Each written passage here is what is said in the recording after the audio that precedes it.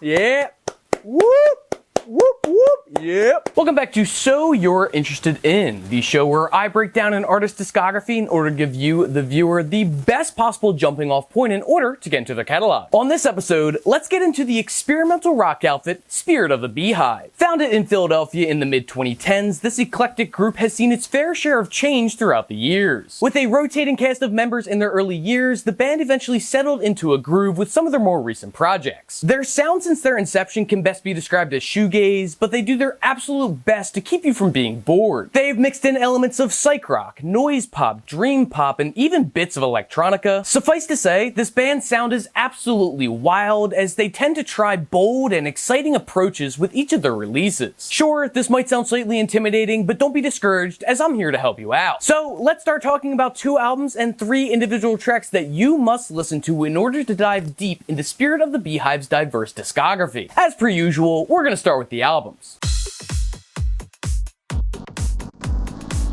The first album from Spirit of the Beehive that you should go ahead and spin is their 2018 effort, Hypnic Jerks. This is a great introduction record to this band for numerous reasons, but one of the biggest reasons is the creativity in both the songwriting and sequencing. Creativity on all fronts is an identity point for the band, and that will become more than apparent starting with Hypnic Jerks. With a song like Mantra is Repeated, you get a glimpse of what they're all about, with weird synth notes, vocals that are full of life, and an uber catchy instrumental. Unlike some of their later material, this is not the type of song to break the rules, as it does stay pretty basic throughout while still being easily lovable. Immediately following Mantra is Repeated is the cut Fell Asleep with a Vision. This short minute-and-a-half piece feels overtly punk with its fast-paced style and driven percussion. There aren't many Spirit of the Beehive songs that I can imagine being played on the radio, but Fell Asleep with a Vision absolutely fits the bill in all the right ways. Another killer tune is actually the title track Hypnic Jerks, which has one of the most jarring opening synth and bass lines in their entire discography. This thing plays out like a collaboration between Hot Chip, Parquet Courts, and Viagra Boys, as it feels wholly unique. This is one of those songs that I personally can't shy away from, as the in-your-face attitude of everything forces you to groove along to the tremendously infectious instrumental. This LP eventually rolls to a halt with It's Gonna Find You, a very fluid and ambiguous track with wonderful mixing and production. The first half of the song is so light it could float on a cloud, while the repeated hook in the middle firms everything up. The track comes to a close with some very lovely guitar noodling that will undoubtedly brighten up your day. It's just a great way to close this sucker out. Hypnic Jerks is a must listen when dipping your toes into Spirit of the Beehive's eclectic catalog, so don't miss out on it. The next album from Spirit of the Beehive that you should be listening to is their 2021 LP, Entertainment Death. This is a massive leap forward from Hypnic Jerks on all fronts, as this record is furiously eclectic and complex, yet is still entirely approachable to a first-time listener. This is a living and breathing piece of art through and through, turning this album less into a collection of songs and more into a cohesive listen-in-one-sitting experience. One of the first songs that will stand out is There's Nothing You Can't Do. Right off the bat, you're brought in by mystic swirls until the bass, drums, and elegant vocals enter the fold. This has some aspects of dance punk as well, with the grooving percussion and out-of-this-world synths. You'll find yourself bobbing along, even through the harsher industrial transition. Another great piece comes in the form of Give Up Your Life, a more downtrodden and shoegazy track. This thing is built on growth and thrives in its multitude of changes, as it never tries to stay in one place for too long. Across the board, Give Up Your Life sounds immaculate, especially the smattering of horns and keys that are warped and distorted to perfection. One very important thing to mention about Entertainment Death is just how well this whole album was conceived and sequenced, with each song smoothly moving into the next. That's the case with Give Up Your Life turning into the following track, Rapid and Complete Recovery. The vocals and lyrics are entirely on point, as the existential questions posed to the listener are delivered with a crooning half smirk. It sounds entirely like Spirit of the Beehive, almost acting as a singular culmination of their rapidly expanding ideas. Plus, this thing just sounds fucking awesome, putting itself in a whole other dimension of music. Finally, I'd like to touch on the impeccably named I Suck the Devil's Cock. I'm not yanking your chain here, that is the name of the song. This thing is overrun with interesting instrumental concepts as it jumps around like crazy. It's almost impossible to talk about in one short segment because of how wildly ingenuitive and imaginative the whole cut becomes. It's stuffed to the gills with contrasting sounds and concepts, only to still come together together in one neat package. Honestly, it feels like 3 or 4 songs all jammed together, which is pretty damn cool if you ask me. When it comes to entertainment death, I think you'd be doing yourself a disservice by cherry-picking songs to listen to one by one. Instead, go in with every intention to listen to this in one sitting, and you will be rewarded. And that's gonna do it for the albums, but don't you go anywhere, cause we still got some tracks to cover.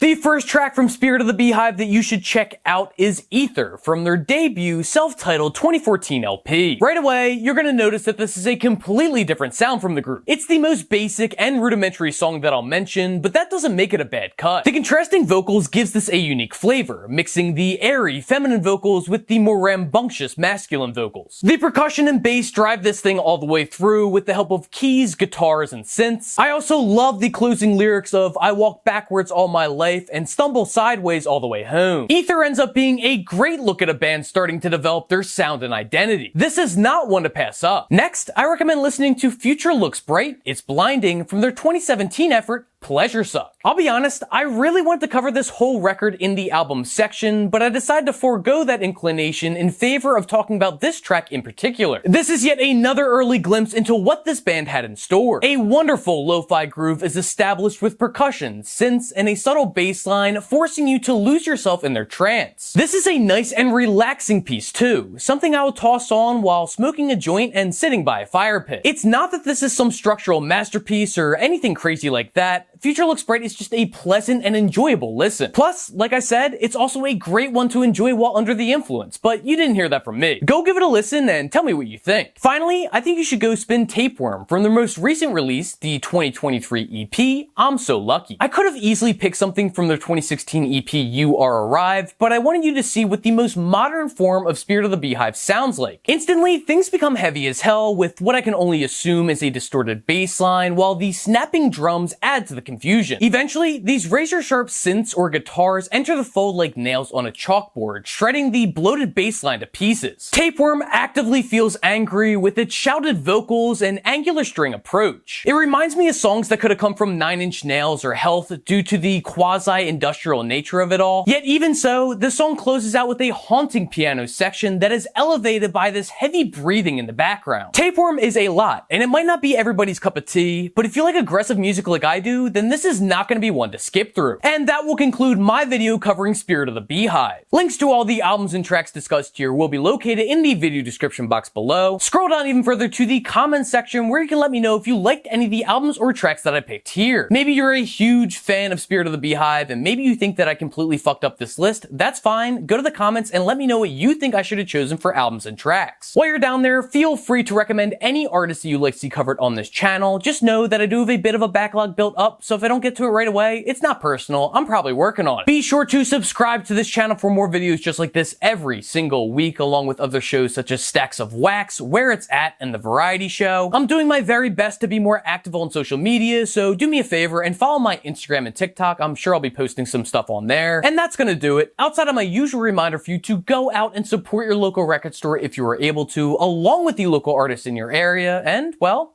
until I see you next time, happy listening.